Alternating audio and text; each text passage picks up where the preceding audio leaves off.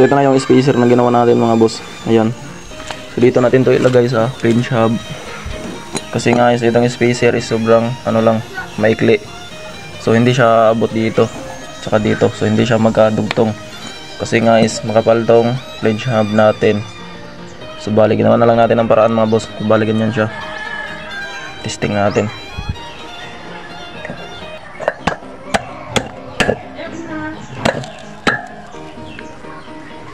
Yun o. Swak na swak. So nakabit ko na to kanina mga boss, kaso lang medyo mahaba lang siya. Yun. So magdadaan pa to siya ng konti kapag hinigpitan natin yung tornilyo. So ikabit muna natin to. So ayan na yung fitment niya mga boss, dito sa gulong natin. So bali ayan, nagdagdag lang tayo ng isang washer dito sa spacer para nakaganon konti yung gulong, para hindi sasaya dito yung chain niya. Sobrang kapal kasi itong kadena niya mga boss. Mas maganda sana to kapag 415. Kaso hanapin kasi yung engine sprocket na 415. So ang kadalasan yan mga boss is machine shop na lang. Kasi dito maraming 415 na sprocket dito sa rear. So yung sa engine sprocket na lang yung problema dito sa mga Pantra mga boss. So gitna naman yung gulong niya mga boss. Yung tapalodo lang yung tabingin ng konti. Napansin nyo, gitna talaga yung gulong. Din sa pre-wheel tayo. Yun, pwede na ilapag siya. Show mga boss.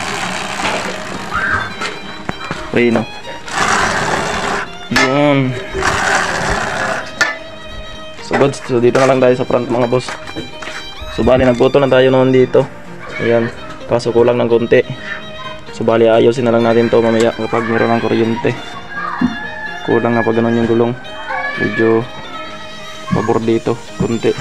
So nagtabas din tayo dito sa outer tube mga boss, dito. Para nakaganon dito yung caliper, hindi siya sasaya dito sa mismong rayos natin.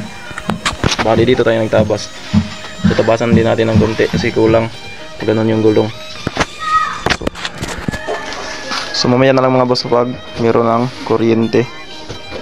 So yan mga boss, so sa wakas is ito na nga pala yung TMX125 na convert TMX155. So bali napawiring na nga pala natin to sa tropa natin mga boss doon sa Shaton City, lungsod pala.